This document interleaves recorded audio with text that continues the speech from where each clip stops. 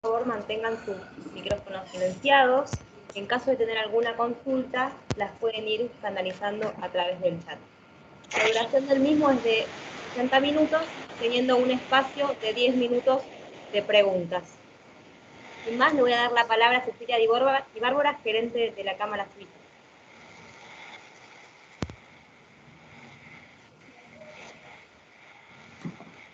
Buenos días a todos. Primero, sumarme a los agradecimientos por acompañarnos en el día de hoy. Comentarles que en esta oportunidad el conversatorio forma parte, una vez más, ciclo de charlas de actualización sobre temas de interés para nuestros socios, en los que estamos buscando brindar información a partir de la expertise de nuestros socios. En esta oportunidad particular y aprovechando de nuestra red de trabajo con las cámaras suizas de la región, hemos organizado por ustedes esta charla en conjunto con la Cámara de Comercio Suizo-Uruguaya. No sé si mi colega Maue ha podido conectarse, me parece que no.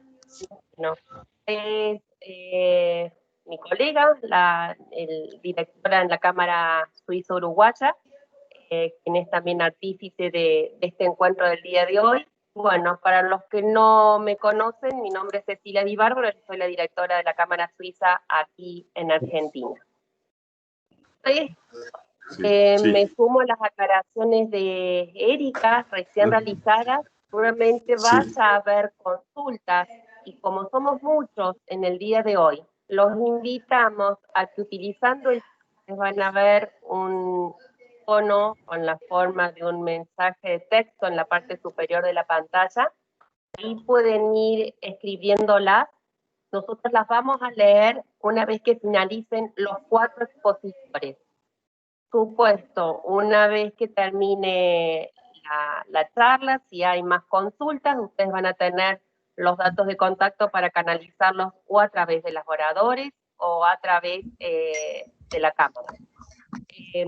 Aprovechamos también para comentarles, cuando vayan a escuchar, y seguramente lo van a aclarar los oradores, acerca de cuál es el respaldo legal y las modificaciones que ha habido en Uruguay, es valioso hacer la aclaración de que forma parte de la política de Uruguay todo extranjero, no es algo exclusivo para argentinos.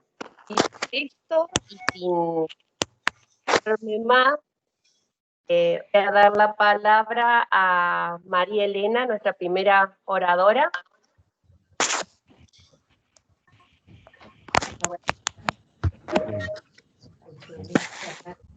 A la Cámara Suizo-Argentina y la Cámara Suiza-Uruguaya por esta iniciativa y por invitarnos a participar de ella.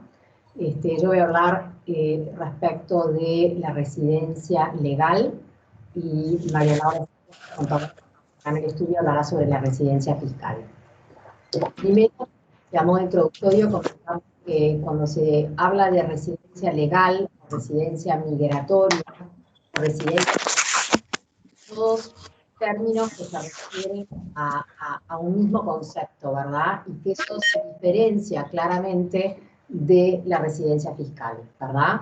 O sea que son conceptos distintos que hay que tener claro: residencia legal por un lado, residencia fiscal por otro, conceptos distintos que tienen trámites distintos y que tienen efectos también diferentes.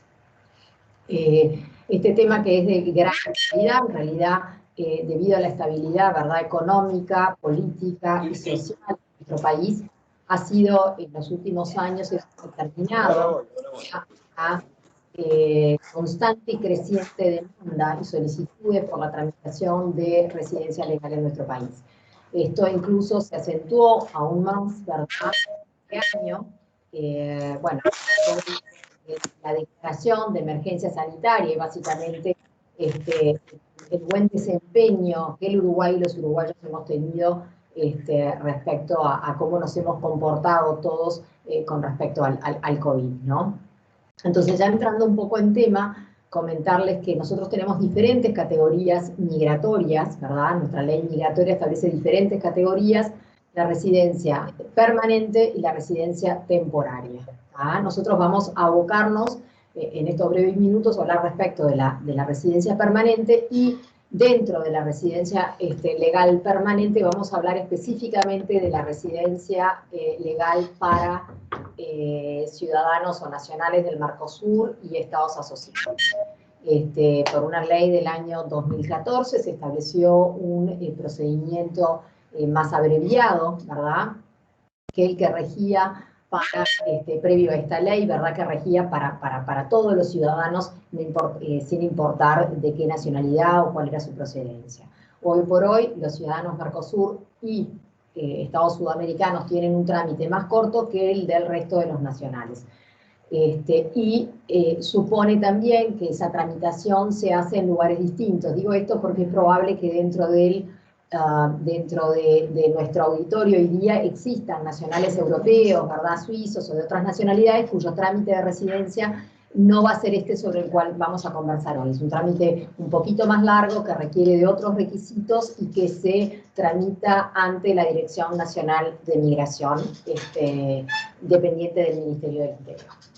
El régimen especial Mercosur, como les comentaba, es una ley, la 19.254, que es del año 2014, y como decía, abarca a los nacionales básicamente de países miembros del Mercosur y estados asociados, y también a familiares extranjeros de uruguayos. Cualquiera que estuviera casado con un uruguayo, estuviera en pareja, ¿verdad?, un concubinato reconocido, padres, hermanos, nietos, puede también aprovecharse de este régimen más abreviado y que tiene esa particularidad, como dice allí, de que se tramita ante el Ministerio de Relaciones Exteriores y no requiere, dentro de los requisitos quizá más engorrosos para nosotros, que es acreditar los medios de vida y tramitar un carnet de salud.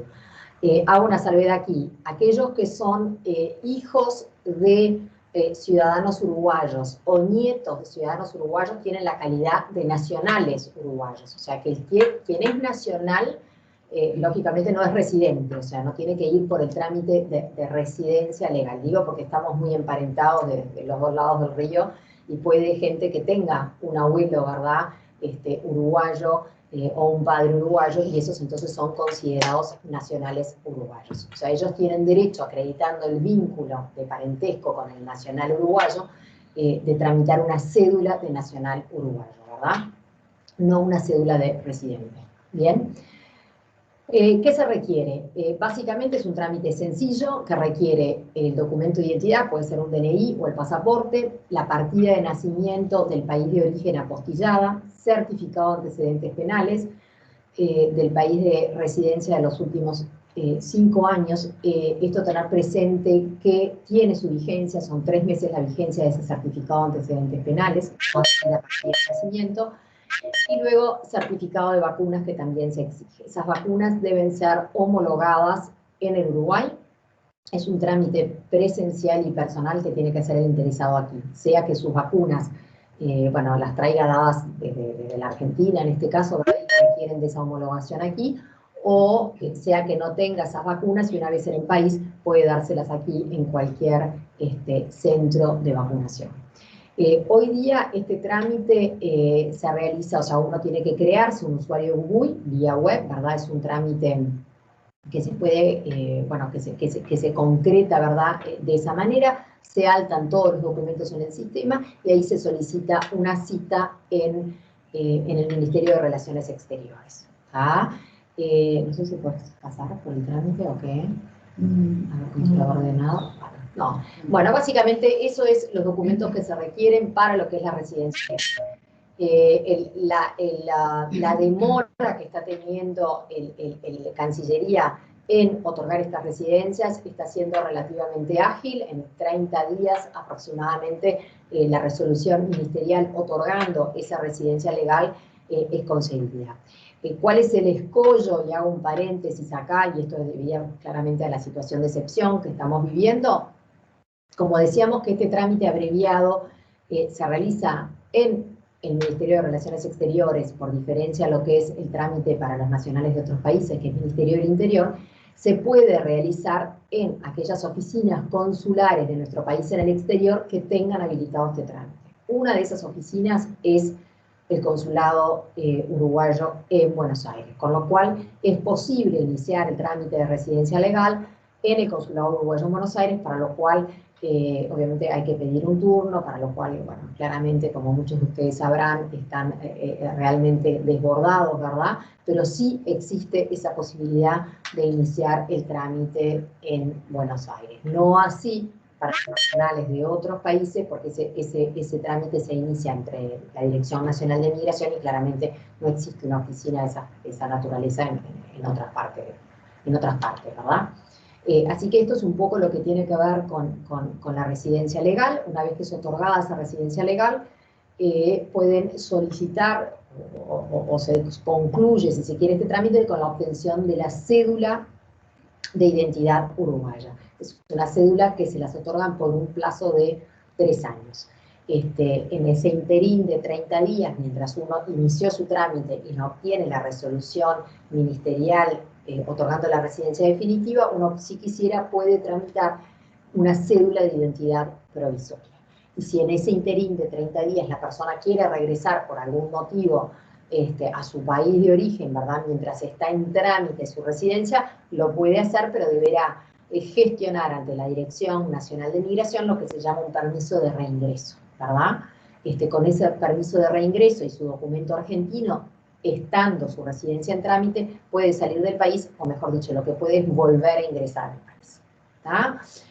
¿Por qué es importante la residencia legal y por qué empezamos por aquí? Porque, como van a decir nuestros colegas argentinos, la residencia legal o la residencia migratoria es una de las formas, ¿verdad?, o el inicio, si se quiere, de la pérdida de la calidad de residente fiscal en Argentina. Y ahora le doy la palabra a María Laura, que va a hablar sobre la residencia fiscal. Bueno, buenos días a todos. Un placer estar acá. Gracias a la Cámara Suiza por invitarnos. Bueno, como bien dijo María, acá en Uruguay los conceptos de residencia legal y fiscal son bien distintos. Todo lo que comentó María son los requisitos y toda la gestión del trámite para la residencia legal. La residencia fiscal tiene otra serie de requisitos que básicamente son estos 3 y que no necesariamente deben cumplirse todos en simultáneo, sino que debe cumplirse con uno de ellos en forma estricta, ¿okay? Entonces, ¿cómo podemos obtener la residencia fiscal? Yendo por una de estas causales. O bien la presencia física, ahora las profundizamos un poquito, o bien radicando en nuestro país lo que son los intereses vitales o los intereses económicos. La residencia fiscal se concede en Uruguay respecto al año calendario. ¿Esto qué quiere decir? Que durante el año en que yo gestione la residencia, al 31 de diciembre va a ser cuando se verifique esa causal, pero la van a conceder hacia el 1 de enero del mismo año en forma retroactiva. Siendo de configuración anual, en cada año en que se pretenda mantener la calidad de residente, la persona va a tener que cumplir con alguno de estos requisitos, no necesariamente mantener el mismo, puede un año calificar por presencia física, el siguiente año por alguna de las otras causales. Yendo un poco a las características que tiene cada una de estas puertas de entrada a la residencia fiscal, la de presencia física exige 183 días de permanencia efectiva en el país. ¿Esos días cómo se computan? Bueno, cada día que la persona está presente en nuestro país, sin importar la hora de entrada o de salida, va a ser un día computable. No así cuando esa persona está como pasajero en tránsito. ¿Qué pasa con las ausencias esporádicas? La ley permite computar como día en Uruguay aquellos en los cuales la persona se ausenta del país por un periodo menor a 30 días. Sobre este tema, la DGI ha tenido una interpretación cada vez más restrictiva al punto de que hoy por hoy nos animamos a decir que prácticamente esos 183 días deben ser de presencia efectiva.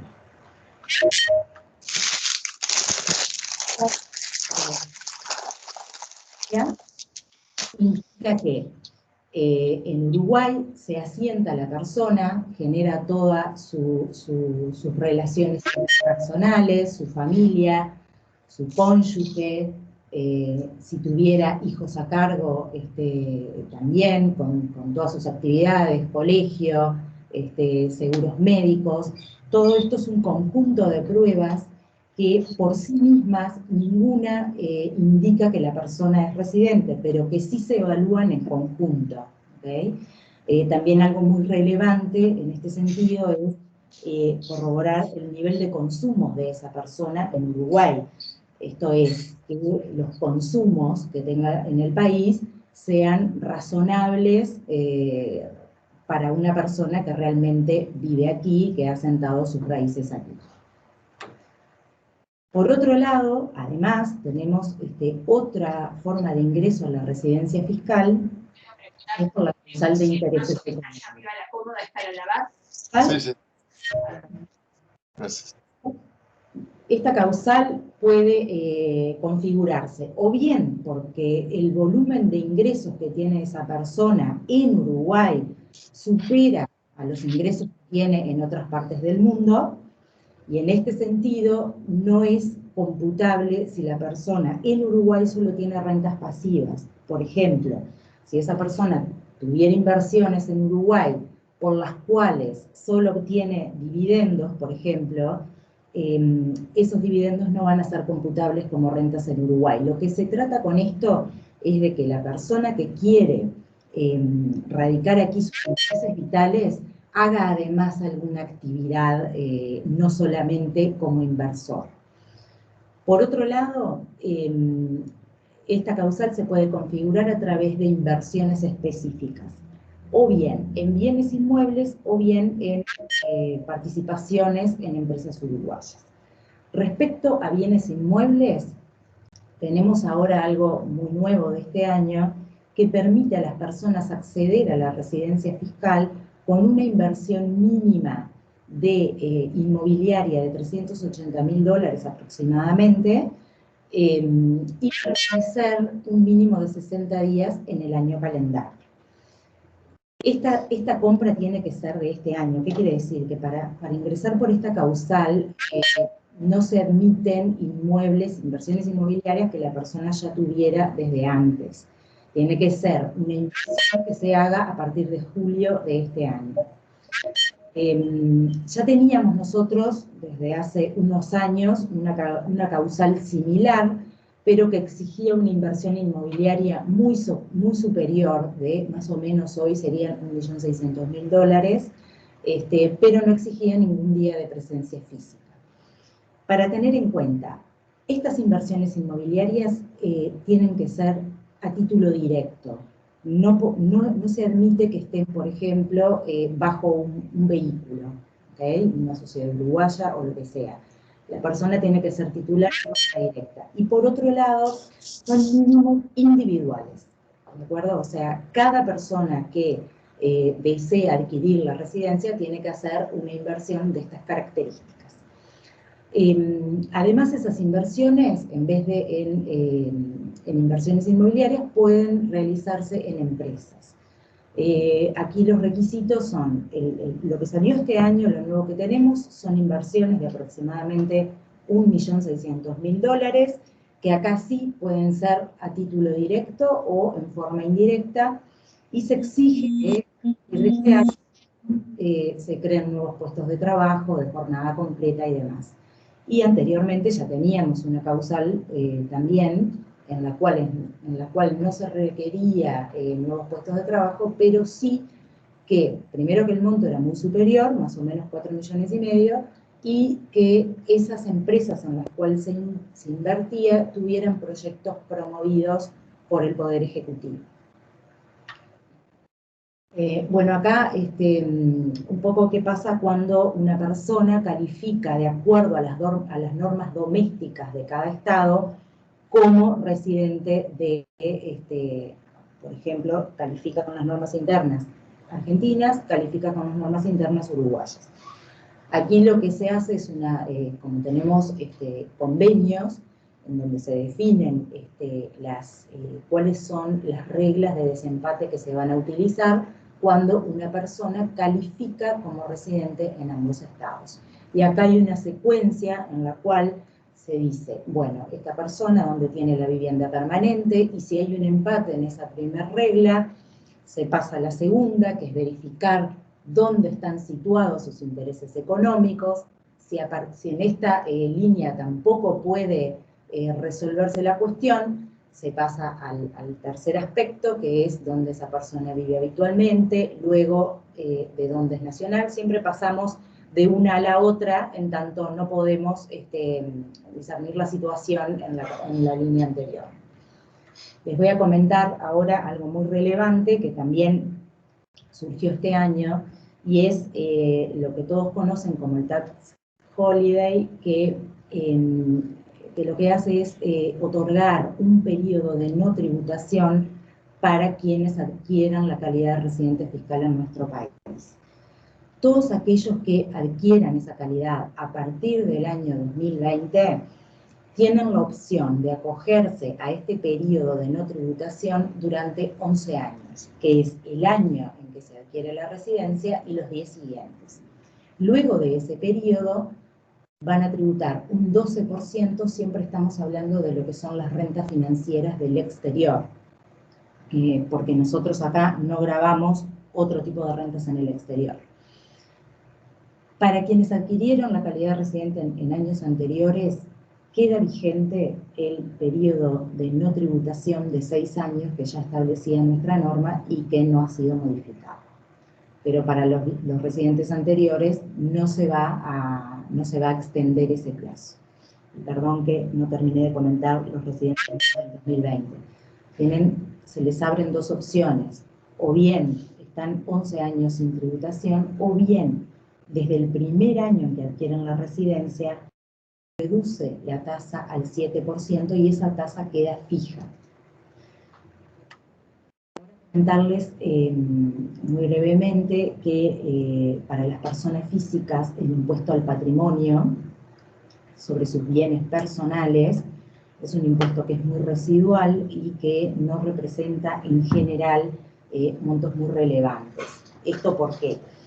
Por el sistema de evaluación de los activos, por modo de ejemplo los inmuebles que se evalúan de acuerdo a valores catastrales que son sustancialmente inferiores a los valores de mercado, porque además se paga a partir de un mínimo no imponible que hoy por hoy está más o menos en $100.000, y también en caso de que se tribute como núcleo familiar se duplica ese monto no imponible, porque además solo gravamos bienes que estén situados en Uruguay y porque además las alícuotas son muy bajas, como dice al final, van en forma progresiva desde un 0,3 hasta un 1,5%. Les agradecemos mucho y ahora le damos el lugar a nuestras colegas argentinas.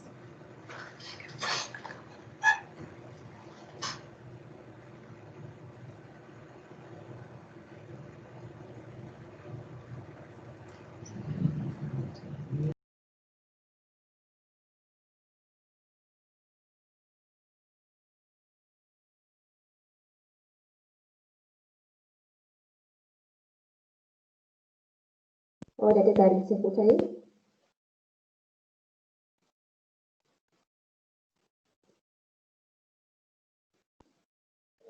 Bueno, muchísimas gracias por acompañarnos hoy.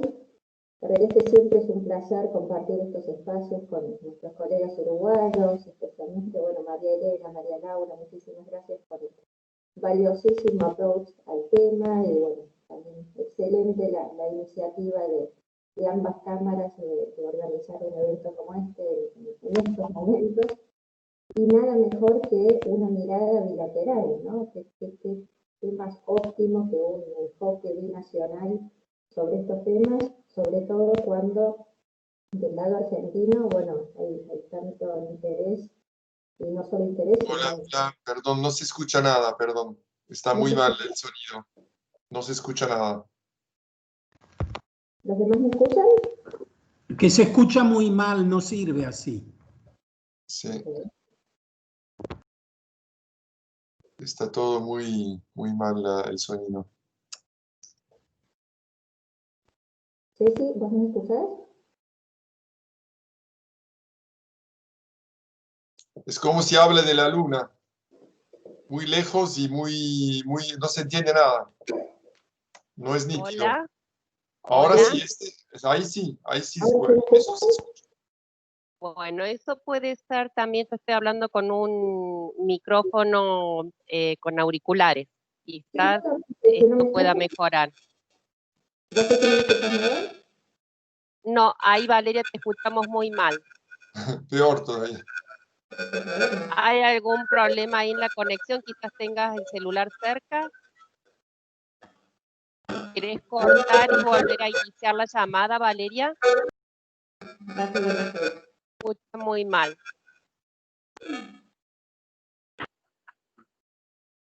Les pedimos 2 minutos de paciencia. A ver si Valeria puede volver a conectarse.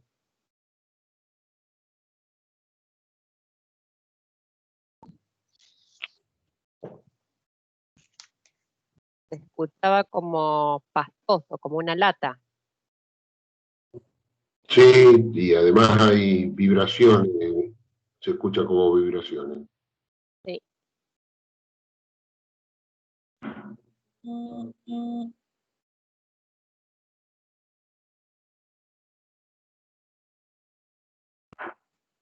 Corina, Sí, estoy esperando qué pasa con Valeria porque tiene la introducción, un minuto, ok. y estoy esperando si se conecta. Lo mío venía después de lo de ella, pero no hay problema. Perfecto. A ver, ahí la vemos de nuevo. Ah, A ver, ahí la vemos.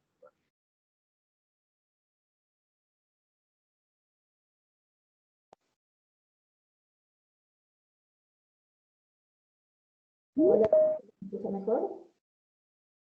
Un poquito mejor, pero Valeria se te escucha muy lejos. Quizás lo mejor sería si tenés auriculares con micrófono, como yo.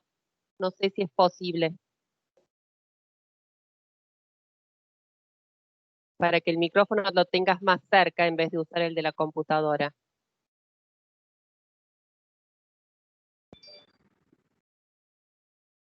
Otra posibilidad es que te conectes con el celular y apagues el micrófono de la computadora y te También, conectes con las dos. con el celular se escucha muy bien, tiene razón Corina. O sea, que uses el celular como para el audio y la computadora para la imagen.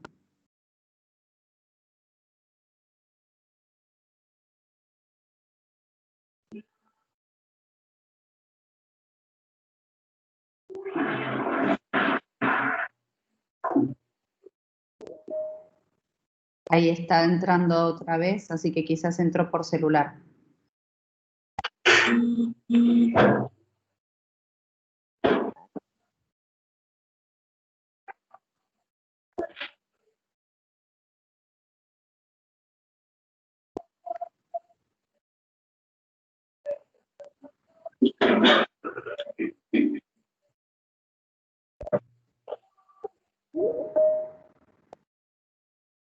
Ahora la voy a entrar por varios lados. A ver.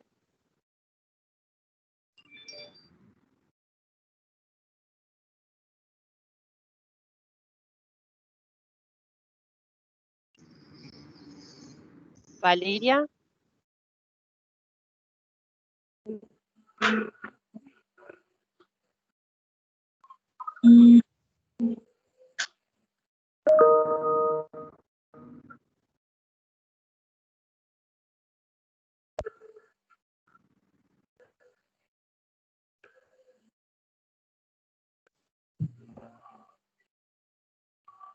Bueno, estas cosas pueden pasar más allá de todas las pruebas que hemos hecho.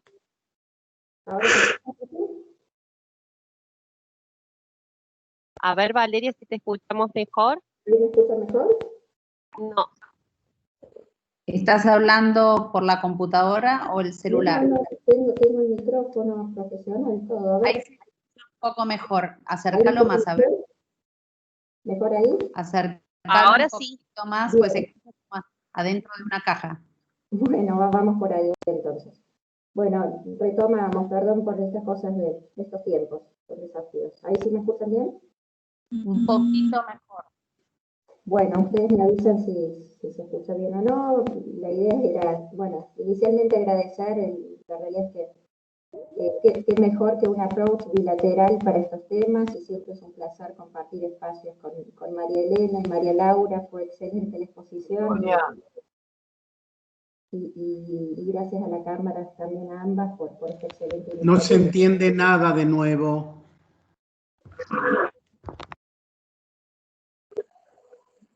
Los que estén escuchando con auricular, ¿pueden escuchar un poco mejor? Quizás eso facilite. Sí, yo Tienen escucho auriculares perfecto. para escuchar. Yo escucho bien. Yo escucho Yo estoy con Escucho perfecto, sí. Yo estoy con auriculares. Sí, y yo se también. escucha. Con auriculares se escucha perfecto, sí. ¿Me escuchan bien ahí? Ahí mejor, sí, sí. Ahí Ahí sí, escuchamos vale. bastante bien, sí. Ay, qué bueno. Bueno, ahora Ahí sí. mejoró. Seguimos. Es otra cosa, Bueno. ahora sí podemos, sí. Los desafíos de esta época, es así.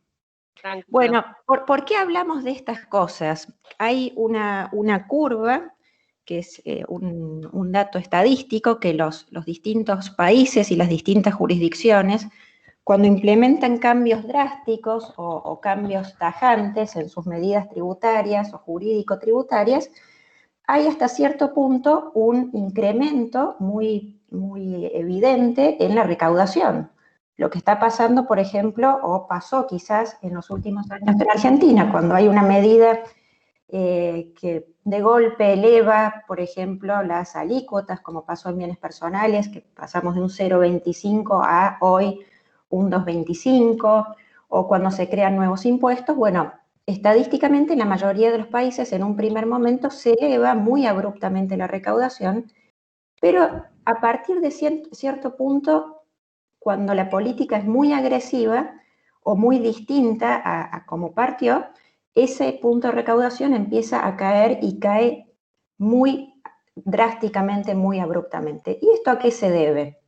Se debe a que los ciudadanos votan con los pies. Hay varios economistas que en la historia hablan del voto con los pies, y esto es lo que estamos presenciando hoy en Argentina. La gente decide mudar su centro de intereses vitales, su familia, sus empresas, sus actividades, genuinamente hacia otro país, porque esos países, como bien decían María Elena y María Laura, que es el caso de Uruguay, ofrecen políticas seductoras para instalarse en sus territorios, ofrecen políticas seductoras en cuanto al marco de seguridad normativa, de seguridad fiscal, de reglas mismo de residencia.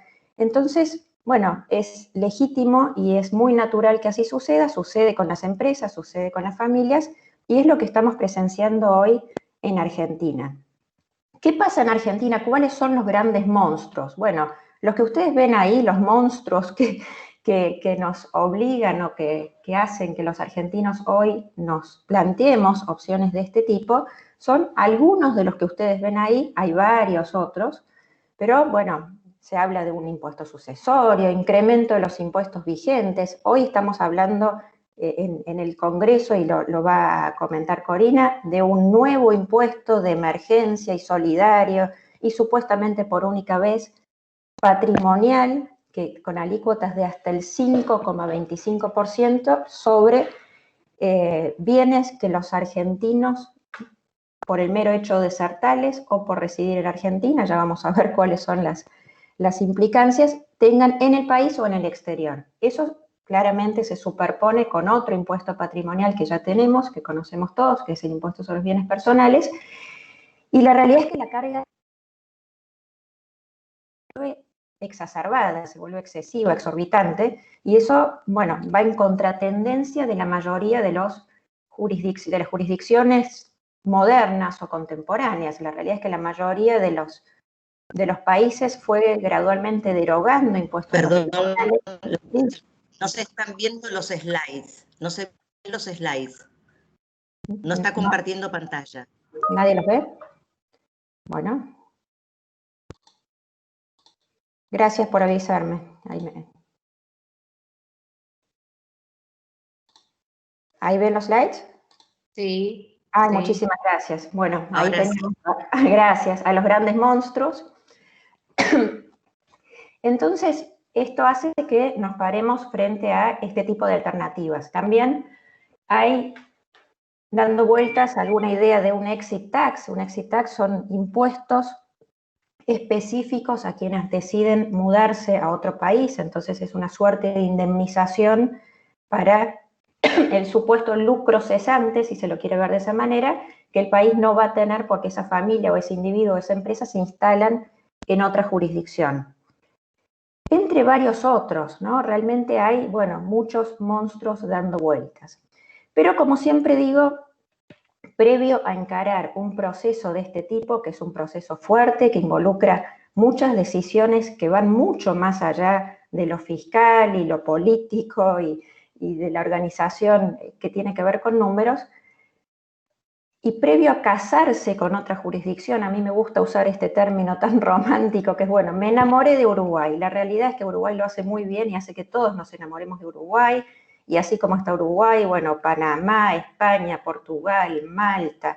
Hay muchos países que hoy tienen políticas muy seductoras para que, bueno, nos enamoremos y decidamos casarnos. Pero antes de eso, antes de casarnos con una nueva jurisdicción, es muy importante divorciarse muy adecuadamente de la jurisdicción de origen. Es decir, si yo hoy pretendo mudarme a otra jurisdicción, en este caso Uruguay, y casarme con Uruguay, tengo que divorciarme fiscalmente de Argentina. ¿Por qué? Porque si no se dispara uno de los monstruos que veíamos recién, la doble residencia, y eso no lo queremos bajo ningún punto de vista y puede ser francamente catastrófico, porque vamos a terminar pagando en Argentina y también en Uruguay, por más seductor y buenas políticas que tenga, a nadie le gusta pagar dos veces en dos jurisdicciones por los mismos hechos imponibles. Yo traigo esta foto, me encanta esta foto, muchos de ustedes la reconocerán. Esto es un restaurante en Carmelo, es Narbona, se come bárbaro, hacen sus vinos, se la pasa muy bien. ¿Por qué me gusta traerlo? Porque es un claro ejemplo de lo que sucede muchas veces con estos cambios de residencia o supuestos cambios de residencia. ¿Qué pasa? Carmelo queda muy cerca. Entonces muchos argentinos en los últimos tiempos, ya no tanto, ustedes recordarán que iba hasta hace poco la famosa cachiola de ida y vuelta entre Buenos Aires y Carmelo, iban a almorzar a Narbona, volvían. ¿Y eso qué es? Eso, ir 183 días en un año a almorzar a Uruguay no es perder la residencia fiscal. Por supuesto, pongo este ejemplo como puede ser cualquier otro, ¿no? Puede ser ir a Colonia, ir a Montevideo, ir y venir, la gente que acumula pasajes. Eso no es perder la residencia fiscal en Argentina, hay mucho más que eso. Es decir, juntar papelitos y pasajes. Tengamos este punto muy en cuenta porque hay mucho mito alrededor de esto, hay mucha confusión y AFIP lo bien que hace, lo tiene muy presente, son casos que persigue, rechaza, conoce y es el principal punto por el cual puede caer abajo una reestructuración que involucra una mudanza internacional de este tipo. Y hablando de mitos, hay varios mitos alrededor de este tema. Varios, ahí cité algunos, uno de ellos es justamente este que veíamos. Si me cruzo varias veces por año en algún país limítrofe, estamos bien. Otra, ahora con las excelentes medidas que toma Uruguay.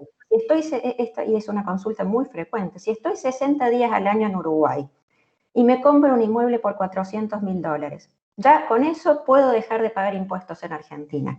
No, señores, o sea, eso es una facilidad que da el gobierno uruguayo, que es muy buena para la adquisición acelerada de la residencia fiscal, pero eso no es suficiente para perder la residencia fiscal en Argentina. Hay más que eso. Lo mismo, si obtengo residencia fiscal en otro país, puedo darme de baja los impuestos en Argentina. La realidad es que si estuviésemos hablando de otro país, si nosotros fuésemos otro país que no fuera Argentina, esto sería muy correcto, porque muchos países en el mundo admiten la baja en sus legislaciones cuando se adquiere la residencia fiscal en otro estado. Bueno, Argentina no funciona de esta manera. Otro mito: debo esperar a que AFIP me autorice para darme de baja los impuestos. Bueno, esto no es así. La realidad es que cuando un individuo o una empresa configura una de las causales para pérdida de residencia, automáticamente y de pleno derecho se pierde la residencia. Por supuesto que después AFIP tiene todas las facultades, como las tiene también antes de la pérdida, de fiscalizar, de preguntar, de requerir. Ahora bien, María Elena y María Laura mencionaban muy bien este punto. En Argentina hay dos únicas maneras de perder la residencia fiscal. Una es lo que llamamos la pérdida de hecho y la otra es la pérdida de derecho. La pérdida de hecho es estar más de un año afuera. Una persona pasa un periodo de 12 meses en el exterior, salvo presencias temporales, no necesariamente corridas de hasta 90 días, y automáticamente deja de ser residente en Argentina. Por supuesto, esto tiene excepciones. Si ustedes me dicen, me fui a hacer un posgrado, no quiero perder la residencia, bueno, ahí nuestra ley ve mucho el factor intencionalidad. ¿Qué quiso hacer la persona? El factor subjetivo, o también si hay un traslado laboral, bueno. Pero cuando una persona genuinamente y con intención de permanecer afuera, está más de 12 meses en el exterior, pierde la residencia fiscal en Argentina. Y la alternativa 2 es la pérdida de derecho. ¿Qué ocurre cuando se adquiere la residencia migratoria, que también podemos llamar legal o permanente, que es a la que hacía referencia María Elena en su exposición, en otro país? Eso, si estuviésemos hablando de Estados Unidos, es lo que equivale, por ejemplo, a la Green Card. En Uruguay es el certificado de residencia legal permanente en otro país, acompañado de que la persona no resida de hecho en Argentina, que ahí de nuevo viene el factor intencionalidad. Ahora bien, ocurrieron algunas de estas dos alternativas. ¿Desde cuándo dejo de ser residente? Bueno, la legislación argentina habla del mes subsiguiente. Entonces, la realidad es que si vamos a la Real Academia y decimos, Real Academia, ¿qué es subsiguiente? Nos dice el que le sigue. Pero arriba del diccionario de la Real Academia está la legislación argentina. Entonces, si vamos a la legislación argentina y a la interpretación del término subsiguiente, la realidad es que una interpretación armónica de esa legislación nos lleva a que es el siguiente al siguiente. Entonces, en un ejemplo, supongamos un 23 de julio del 2021, nos llama María Elena, nos llama María Laura y nos dicen, felicitaciones Valeria, obtuviste la residencia permanente en Uruguay. Fantástico. Alternativa número 2, dejo pasar agosto y el primer día hábil de septiembre no soy más residente fiscal en Argentina. A partir de esa fecha no soy más residente. ¿Y qué quiere decir esto? Que solo voy a tributar por mis ganancias de fuente argentina, si es que las hubiera. Si no las hubiera, no pago más impuesto a la renta en Argentina y solo voy a pagar sobre los activos situados en Argentina, si me queda un inmueble o lo que fuera, pero dejo de pagar sobre mi patrimonio global, sobre todo lo que está fuera de Argentina y todo lo que gano fuera de Argentina. ¿Y qué hacer luego? Bueno, hay una serie de cuestiones a tener en cuenta, presentación de declaraciones proporcionales, comunicación a un responsable sustituto, pero lo más importante es lo que vemos en Colorado al final. Tomar los resguardos debidos para que no ocurra la catástrofe, para que AFIP no me diga, Valeria, nunca perdiste la residencia fiscal en Argentina, la perdiste mal, o lo peor de todo, la reobtuviste. Y ahí es donde juegan las tie-breaking rules. Las tie-breaking rules, a las que ya hacía referencia María Laura, están contenidas en nuestra legislación doméstica, en nuestra legislación local y también en los convenios internacionales a los que se va a referir Corina en un ratito.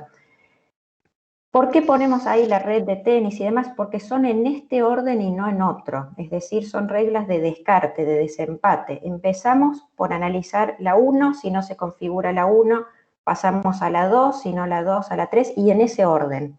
Entonces, estos conceptos no solo están definidos en nuestra legislación doméstica, sino que hay mucha trayectoria, mucha jurisprudencia, algunos antecedentes también de la OCDE, antecedentes internacionales, porque la realidad es que son conceptos que están replicados en la mayoría de las legislaciones a nivel comparado. Entonces, cuando hablamos de una vivienda, bueno, una vivienda permanente a disposición. Bueno, Valeria de Alessandro se mudó a Uruguay.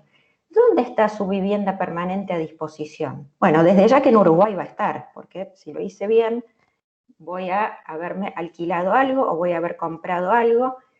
Esto es válido decirlo también, no necesariamente tiene que ser a título personal, a título de compra, es decir, no necesariamente tiene que ser un bien propio el que sirva de nuestra vivienda, puede tranquilamente ser un bien alquilado, un inmueble alquilado, y en esto hay antecedentes de nuestra AFIP también.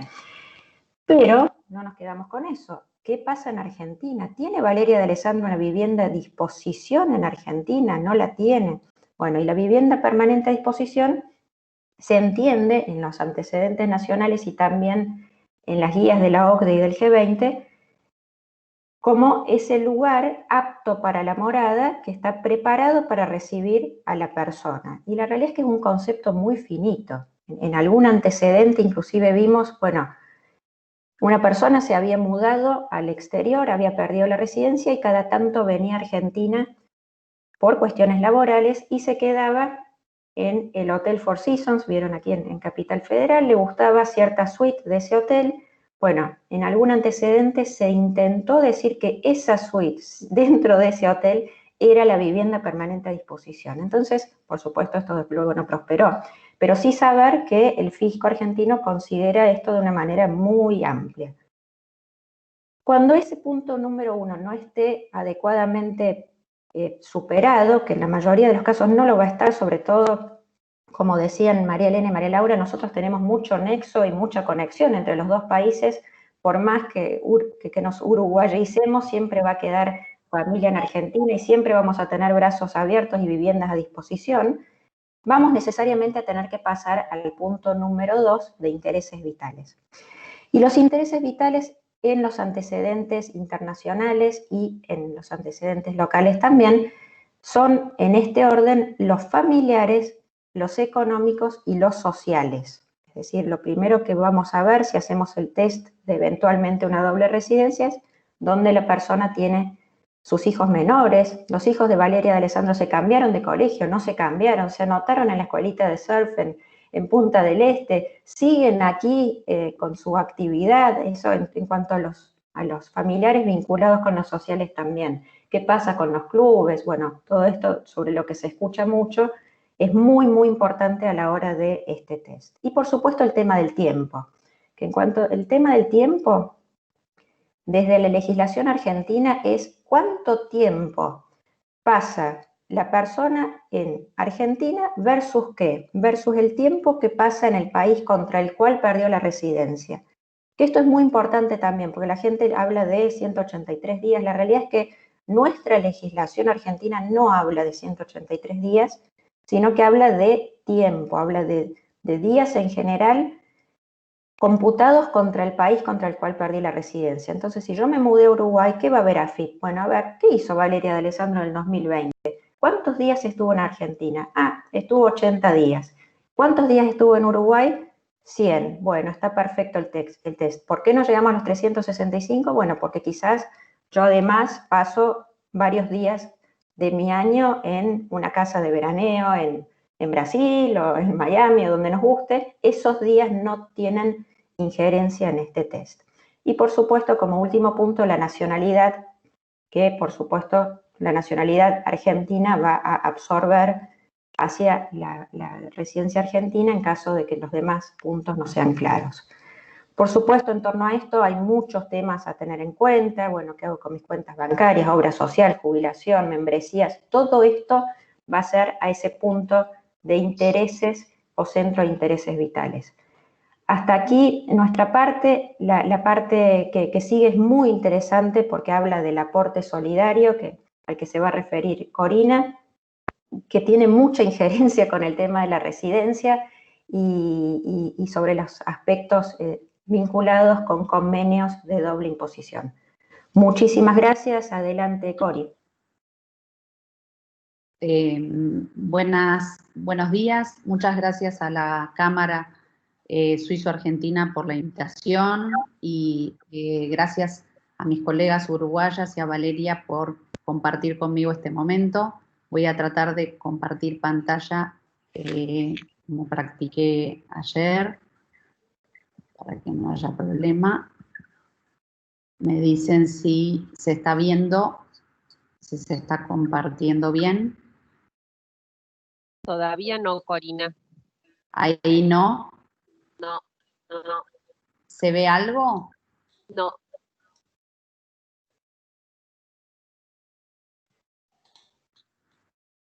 Un minuto.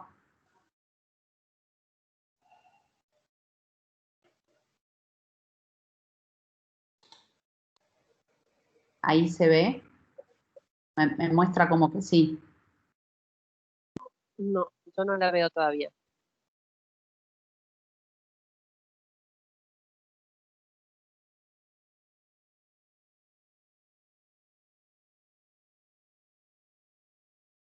Elegiste compartir y elegiste la pantalla donde está el PowerPoint. Ahora me parece que sí, está viniendo algo. ¿Se puede ver? Ahora perfecto, Corina. Bárbaro. Bueno, Valeria me dio el puntapié para hablar de algunos de los puntos que pueden ser de interés y tratamos de buscar puntos que sean esenciales a la audiencia. Y en particular puede haber interés tanto con motivo del Tratado Argentina-Suiza como con el Tratado con Uruguay.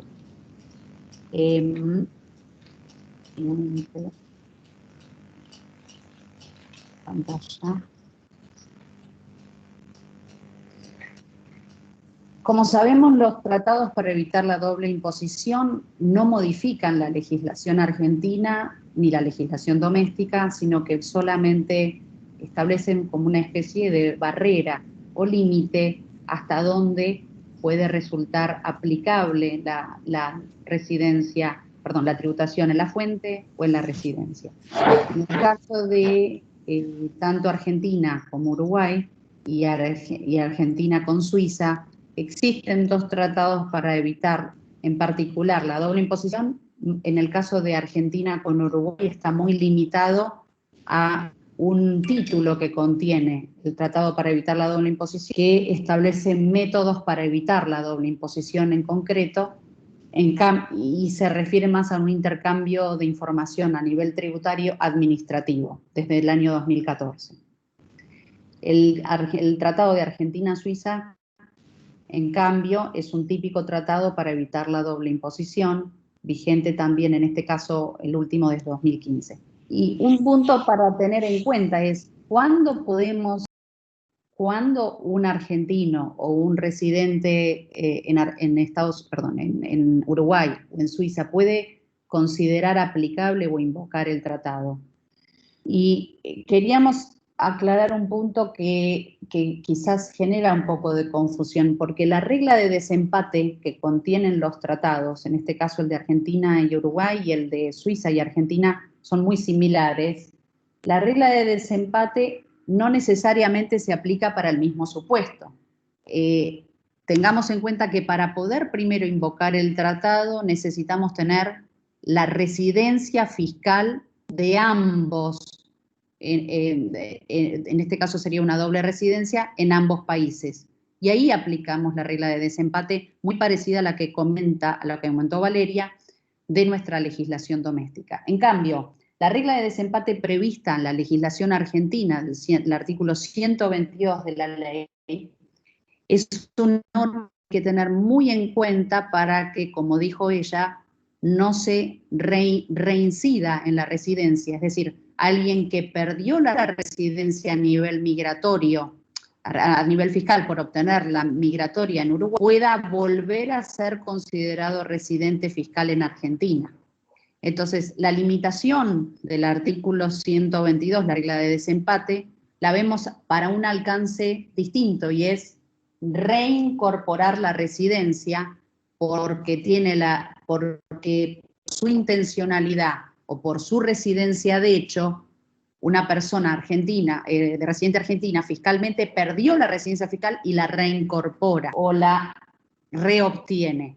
En cambio, las reglas de desempate entre Argentina y Uruguay o Argentina y Suiza, que puede ocurrir también con otro país, aplican cuando los dos ya son considerados residentes fiscales en ambos países y hay que determinar qué país tiene la potestad tributaria para gravar como estado principal y en todo caso, si hubiese alguna otra tributación en el otro país, ya no sería por ser residente, sino por tener alguna tributación en la fuente, por ejemplo, un elemento del patrimonio que se toma como pago a cuenta del impuesto en el país de residencia.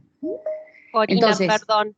Sí. Sería mejor si apagases la cámara para que mejore la transferencia de voz. Un minuto, ¿eh? Un minuto.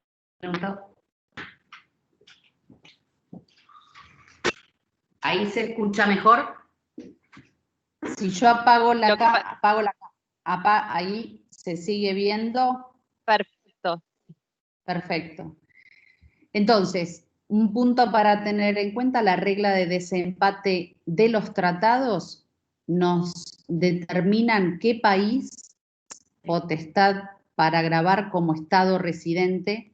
Recordemos que lo que establece la posible invocación del tratado es tener la residencia fiscal y eso implica ser sometido a tributación por domicilio o por residencia en dicho país. Y el tiebreaker rule local argentino es el que tenemos que tener muy en cuenta para alguien que dejó de ser residente porque obtuvo la residencia migratoria o la de hecho por los 12 meses y por alguna situación de habitar de hecho el país o tener intención de mantenerlo, sigue estando en una situación de control y verificación del fisco que le pueden hacer reobtener la residencia. O nunca haberla perdido, por ejemplo, porque consideran que en realidad, a pesar de que se le dio de baja, en realidad nunca la perdió. Eso es un punto para tener en cuenta. Voy a pasar a la siguiente. Antes de pasar al impuesto que tanto nos ocupa en este momento de aporte solidario, un comentario sobre casos prácticos que terminan siendo problemáticos hoy en el día a día. Y es, en particular, uno sobre el trámite de residencia legal que vemos que están intentando muchos argentinos en este momento, por la gran presión fiscal que se genera en Argentina y la desinversión, observamos que ha habido supuestos en los que alguna persona intentando obtener la residencia legal, en realidad terminan teniendo lo que se llama la nacionalidad, porque en el mismo trámite se comenta que tiene un abuelo en Uruguay y entonces inmediatamente el trámite pasa de ser el trámite de obtención de residencia legal pasa a ser uno de nacionalidad, que a los fines del contribuyente argentino, que necesitaría tener más rápidamente la residencia migratoria o legal, termina complicando el trámite y ahí sí tiene que comenzar un nuevo trabajo incesante de demostrar que se cumplieron los 12 meses. Y entonces, ¿cómo se demuestra que se cumplieron esos 12 meses de residencia en el exterior? Y bueno, hay muchos elementos para tener en cuenta, pero el primero y fundamental es poder demostrar que uno está viviendo efectivamente en el otro país. Y para eso los servicios a nombre de la persona, en una casa, habitación, son fundamentales. Otro tipo de ejemplos puede ser alguna especie de contrato de empleo que se ha utilizado, contrato, en el caso de que tengan hijos, obviamente ya guardar en el legajo fiscal, el cambio de colegio, la situación con relación a laboral, que esa va a ser muy, muy importante y se va a medir, cómo demostrar que la situación del trabajo, el trabajo diario, la actividad económica, se ejerce físicamente desde Uruguay. Entonces, un primer paso importante es poder poder identificar una residencia, una morada fija a nombre de la persona, con los servicios a nombre de esa persona, y los servicios tienen que estar durante esos 12 meses. Otro caso podría ser un contrato de alquiler, pero tiene que estar cumplido desde los 12 meses con la demostración de que en el pasaporte tiene la salida a partir de un determinado momento. En mi caso particular, he trabajado en casos donde se pudo demostrar una baja y hacer una baja retroactiva, impositiva, mostrando todos los servicios pagados en otro país para la luz, gas, teléfono, contrato de alquiler. Y se ha podido hacer en forma retroactiva para atrás. Pero por eso es muy importante el legajo que uno va armando. El tema de mantener un inmueble en el país, que lo comentó Valeria, eso es un punto muy importante porque está en los dos países que es el fisco timbre. No sé si hay rebote, porque no es el mío. Y tengamos en cuenta que el fisco argentino, a partir de la cancelación de inscripción en impuesto a las ganancias y en impuestos sobre los bienes personales a través de la designación de un responsable sustituto en el caso de que haya inmuebles o bienes situados en el país, puede tener durante un periodo que se le considera el periodo de prescripción, que son 5 años a partir del cual de la declaración jurada para arreglar el periodo en el cual eso es muy importante, porque el broche final, en realidad, el broche final del cambio de residencia se cumple después de esos 5 años, una vez pasados esos 5 años sin haber tenido requerimientos o fiscalizaciones o habiéndolas borrar efectivamente. Por ejemplo, una situación de un cambio de residencia para... Sí. ¿Podés repetir la parte de prescripción porque se te fue la voz? Sí. Si se escucha mal, cambio la fuente, ¿eh? Pero me ahora dicen. Te escuchamos bien. Ok. El broche final del cambio de residencia, que a veces es algo esperado para hacer un cambio patrimonial o alguna reestructuración patrimonial importante, en realidad está dada por el plazo de prescripción que corre durante 5 años luego de haber perdido la residencia. Ese plazo es el plazo en el cual el fisco tendría posibilidad de hacer alguna revisión por los periodos anteriores. Si bien uno ya no es contribuyente nacional y ya no tiene jurisdicción tributaria, el fisco, a través, por ejemplo, de un responsable sustituto o algún domicilio electrónico, podría hacer verificaciones y fiscalizaciones durante esos 5 años. Hemos observado casos de cambios de residencia en los cuales el fisco ha revisado en particular qué situaciones, qué hemos visto en el pasado. Situaciones donde la persona que cambia la residencia sigue haciendo aportes o sigue haciendo depósitos bancarios en cuentas bancarias. Eso es algo que el fisco mira. ¿Por qué necesita seguir haciendo aportes o movimientos bancarios mensuales o continuos? Eso es algo que no se recomienda y que se recomienda que si hay alguna fuente de ingresos permanente, la persona pueda generar algún pago que tenga que hacer en forma regular.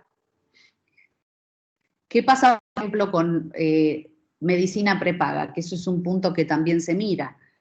La persona tiene hasta 65 años, es esperable que pueda obtener una medicina prepaga nueva en el nuevo país, una persona de 30 años. Sin embargo, no sería justo ni razonable exigir a una persona que aportó durante 30 años a un seguro médico que deje de mantener su medicina prepaga en Argentina. El uso de tarjetas de crédito y membresías es algo que también miran y que también en general se recomienda. En el caso particular de los clubes, pasarlos durante este periodo que decimos hasta el broche final en una situación de licencia no activa. Y el uso de tarjetas de crédito emitidas por bancos locales también se considera algo que hay que evitar. finalmente para la inmueble en el país, nosotros lo que consideramos es que mantenerlo en forma disponible es algo que idealmente, depende del caso concreto, no es lo más recomendable. Se puede dar en alquiler, se puede poner en venta, se puede dar en comodato. Sí, hay distintas situaciones. Por supuesto, si aplicara un tratado para evitar la doble imposición, y luego nos da la posibilidad de tener el caso de doble residencia, hay vivienda en ambos países, uno tendría que demostrar que tiene otra vivienda también ahí y que en realidad el desempate se produce por razón. Pero sí es que hay que evitar directamente tener. Pasando ahora al impuesto que nos está teniendo, no sé si se escucha bien o cambio la fuente, Cecilia. En la última parte, cuando hablaste de alquiler, se te fue bastante la voz y ahora lo volviste a recuperar. Sí. Voy a hacer un cambio de fuente. Ok.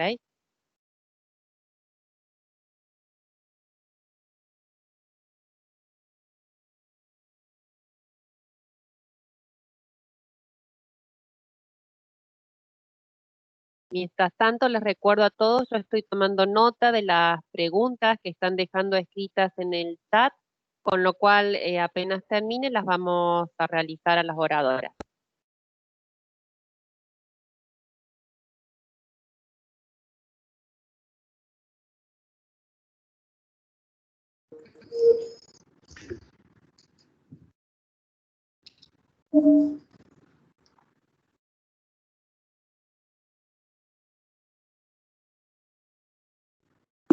¿Se escucha? Sí, Corina, te escuchamos.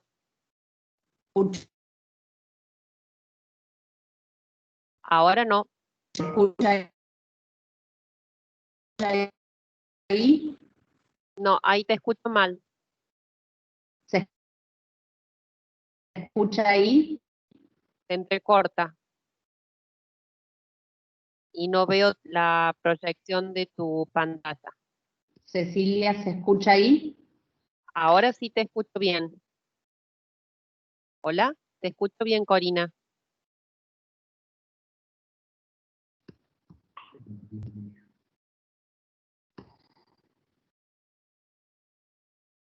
¿Se escucha ahí? Sí, se escucha.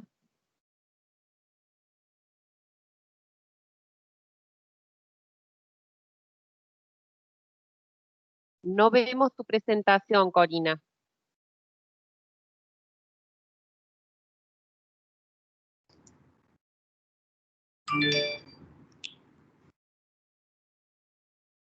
Nos está faltando ver tu presentación, Corina.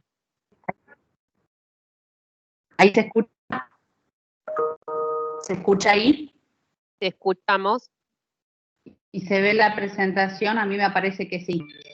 Todavía no.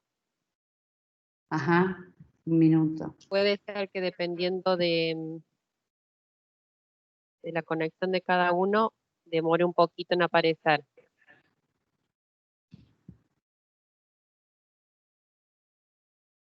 No, te estamos viendo. Un minuto, ¿eh? Sí.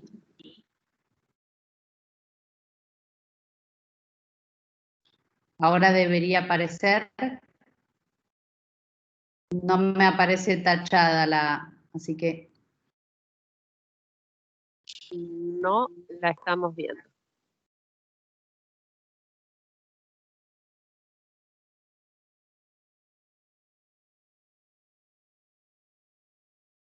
Corina, a ver, ahí parecida.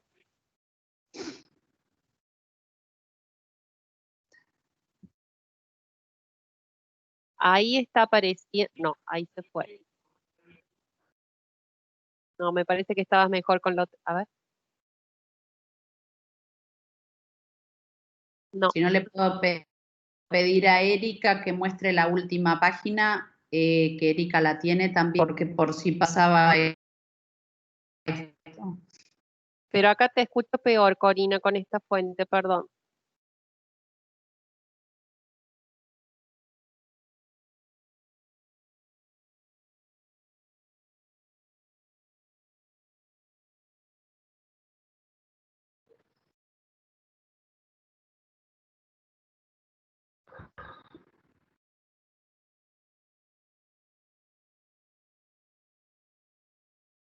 Corina. Sí, yo estoy. ¿Ustedes me escuchan? Escuchamos entrecortado. Sí, pero ¿se ve la pantalla ahí? Ahora sí, perfecto. Ok, bárbaro. ¿Se ve la pantalla? No, ahora se te fue. Ahí me aparece como que la estoy mostrando, ¿eh? Se mostró Bueno, recién. hago el último intento y me avisa Cecilia. Ok.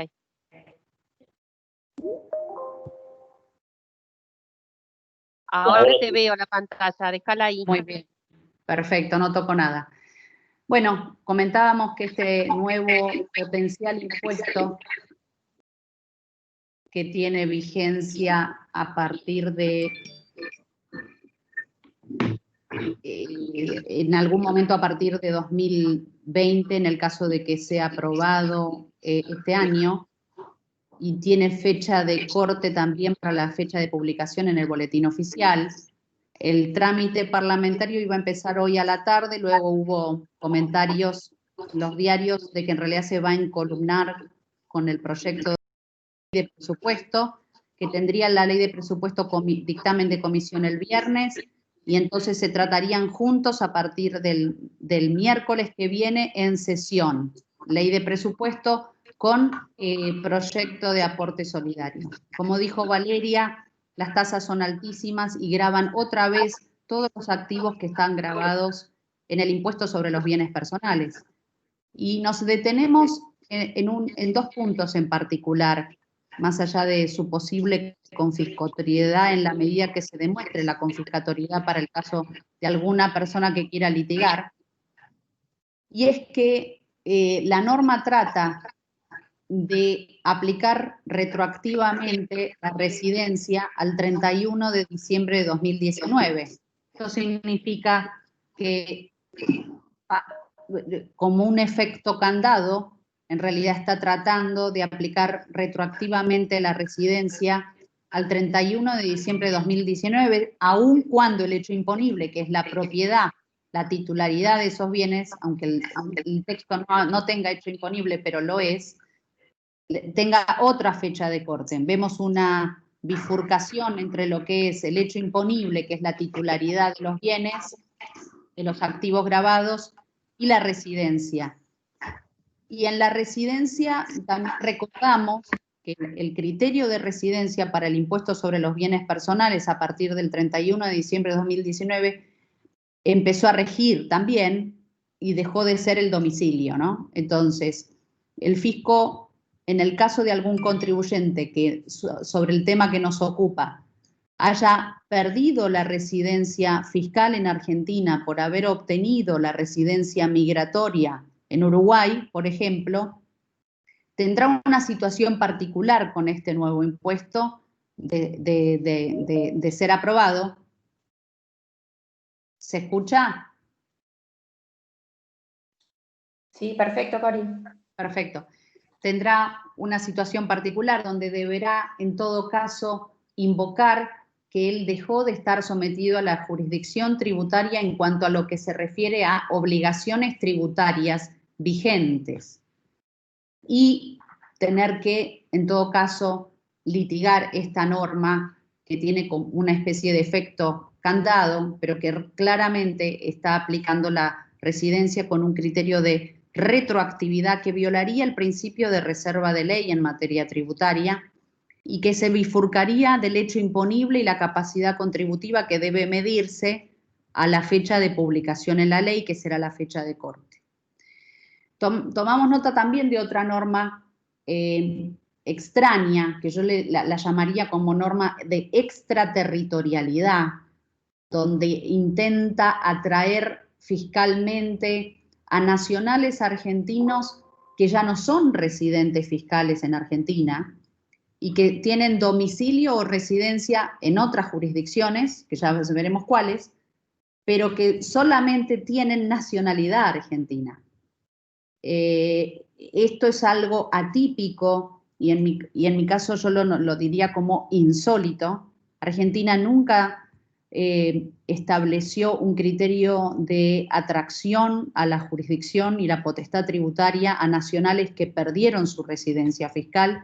Es un caso atípico. Y lo que no sabemos es tampoco si esto va a tener un aspecto temporal. ¿Quiénes serían, por ejemplo, aquellas personas que podrían estar atrapadas por esta norma extraterritorial?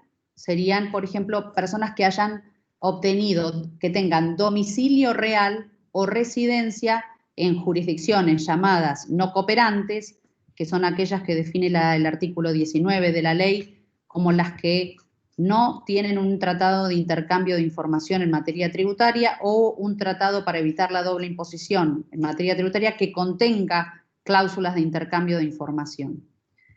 O, por ejemplo, aquellas que tengan una tributación que sea menor al 60% de la tasa de impuesto a las ganancias, ¿no? Que sea menor al 60% de la tasa de impuesto a las ganancias en Argentina. Y la tasa corporativa en particular. Entonces vemos quién podría estar en esa situación y podemos ver que quizás como jurisdicciones no cooperantes se encuentra Paraguay, como jurisdicción no cooperante se encuentra también el caso de Bolivia, y la lista está en el caso de las jurisdicciones no cooperantes. Para el caso de jurisdicciones de baja o nula tributación no hay lista y hay que hacer un análisis caso por caso y determinar cuándo en realidad la tributación es menor al 60% de la tasa corporativa de impuesto a las ganancias, sin entrar en la discusión de si se aplica el 25% que debió aplicarse con la ley 27430, que debería ser la tasa aplicable, o algunos que mencionan que debería ser el 30%, y entonces estamos entre 15 y 18. Yo me inclino por el 73A, que es el 25%, o sea, el 60% del 25%. Entonces creemos acá que alcanzar a nacionales argentinos, residentes, por ejemplo, en Paraguay o en alguna otra jurisdicción, como veremos, que podría ser algún cantón suizo que tiene una tasa de tributación muy baja, o podría ser alguna persona que se mudó a Italia, Inglaterra, Portugal, atraídos por los tax holidays o tax breaks que se ofrecen a expatriados. Esa es una duda que nos planteamos y deberá analizarse caso por caso, pero es claramente extraterritorial y está fuera de la jurisdicción tributaria en Argentina. Por último, para tener en cuenta, en el caso de los tratados para evitar la doble imposición entre Argentina y Suiza, y por la porción que es título tercero, método para evitar la doble imposición entre Argentina y Uruguay, existe la posibilidad, en el caso hipotético de que este impuesto sea aprobado, de poder invocar la aplicación del tratado para residentes fiscales en Suiza o residentes fiscales en Uruguay, que tengan elementos del patrimonio que sean capturados por este impuesto a través de la figura del responsable sustituto y que a su vez tengan algún elemento de tributación al patrimonio en Uruguay o en Suiza hasta el límite del impuesto suizo o el impuesto uruguayo. ¿Por qué? Porque en la norma que define los impuestos comprendidos, tanto el tratado con Argentina y Suiza como el de Uruguay, nombra el impuesto sobre los bienes personales, y cuando define impuesto a los patrimonios, define como los impuestos que gravan la totalidad de los bienes de una persona. Y en una cláusula al final, infine, en ambas definiciones de impuestos comprendidos, dice, y se podrán e incluirá cualquier impuesto de la misma naturaleza que se añade o que sea legislado además de los existentes. En mi opinión, entonces valdría la pena de revisar este punto porque sería invocable la aplicación del tratado. Y bueno, ya los dejo, les agradezco este espacio, disculpen los inconvenientes técnicos.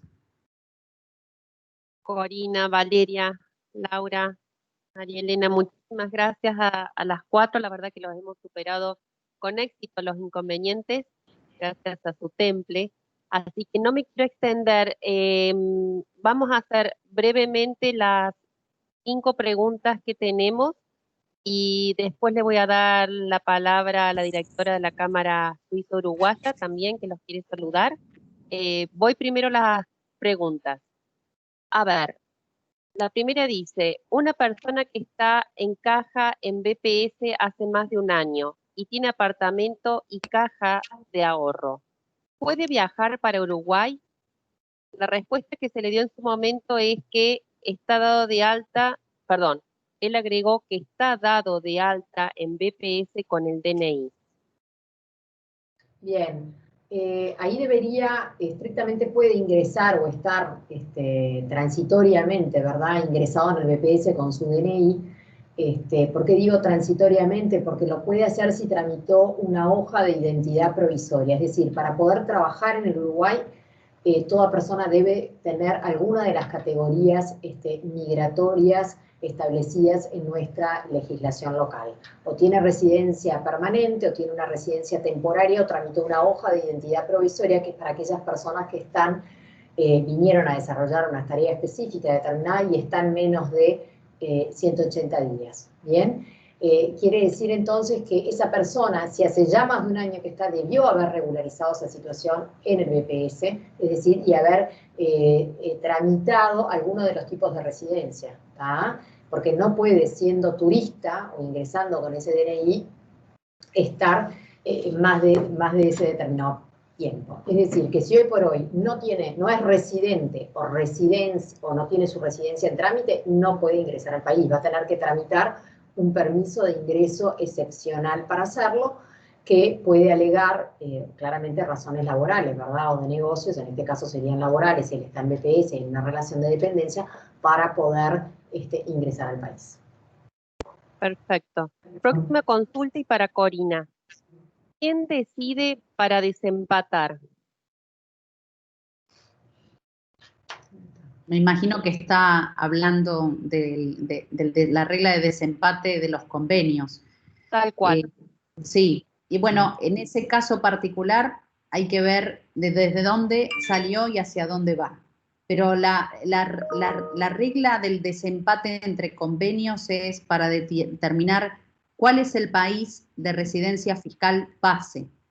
Entonces, la situación de no poder resolverse con la documentación que presenta el contribuyente, que es el interesado en explicarle a las dos autoridades fiscales cuál es su residencia, que eso sería lo lógico, poder cerrar el tema con una buena explicación y documentación ante cada autoridad fiscal.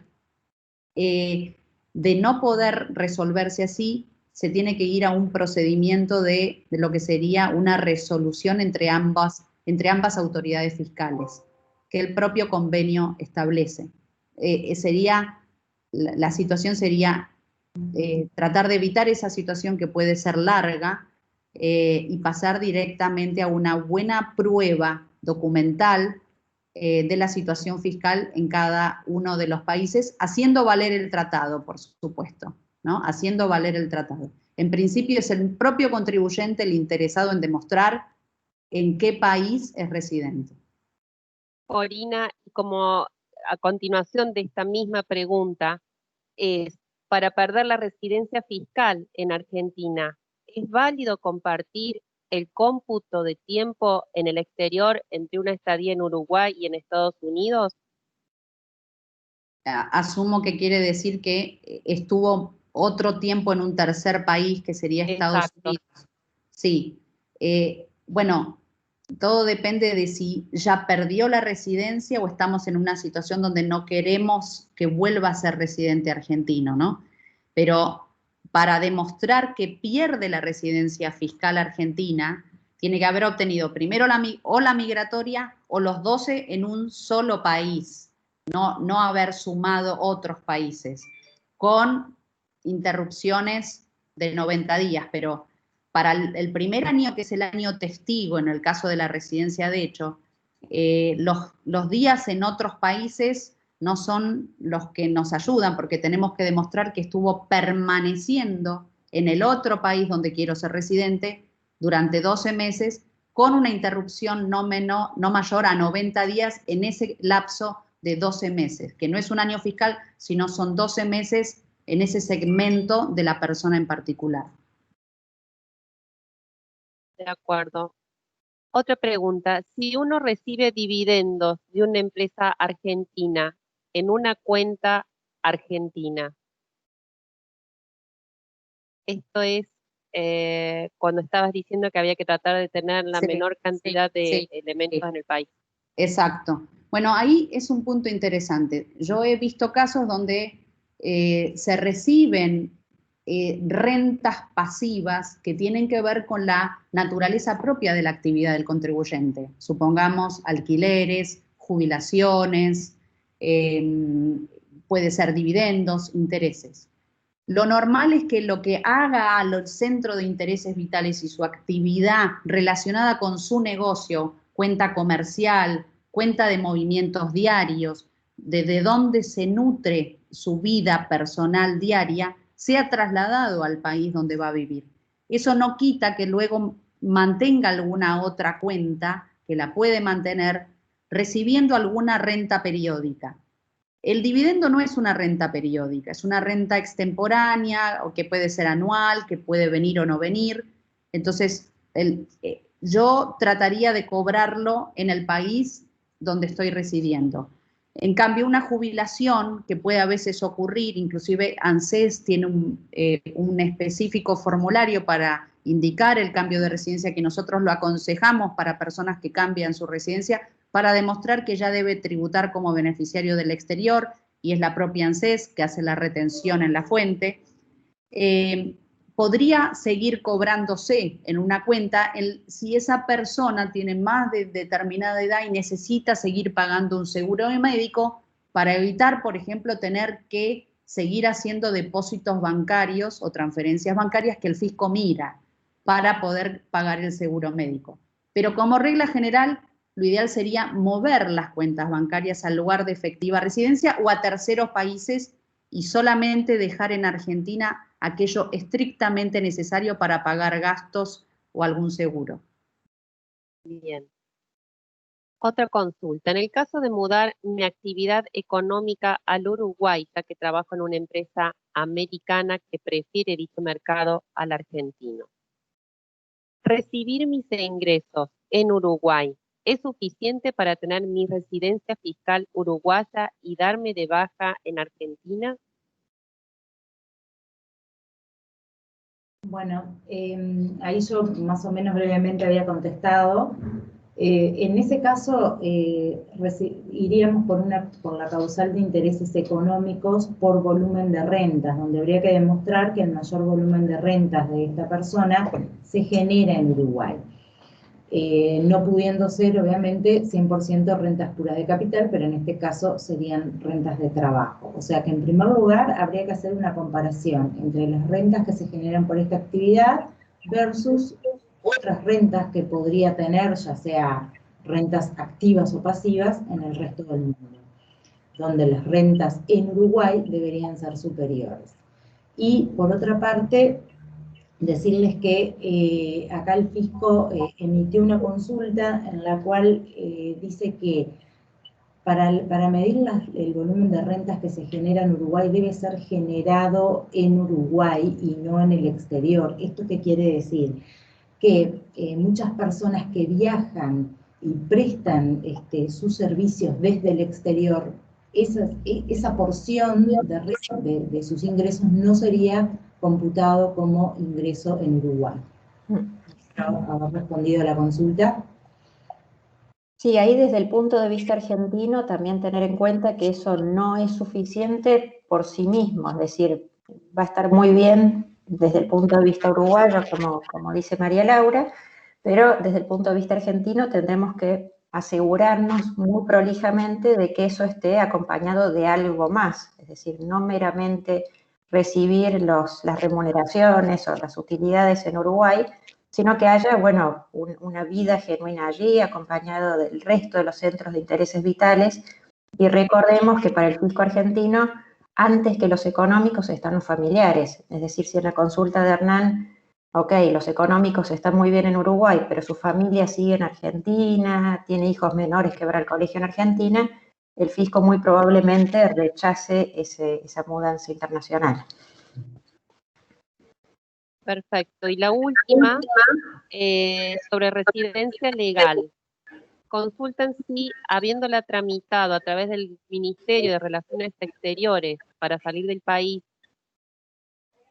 para volver a ingresar, se necesita sacar los permisos de reingreso a inmigraciones.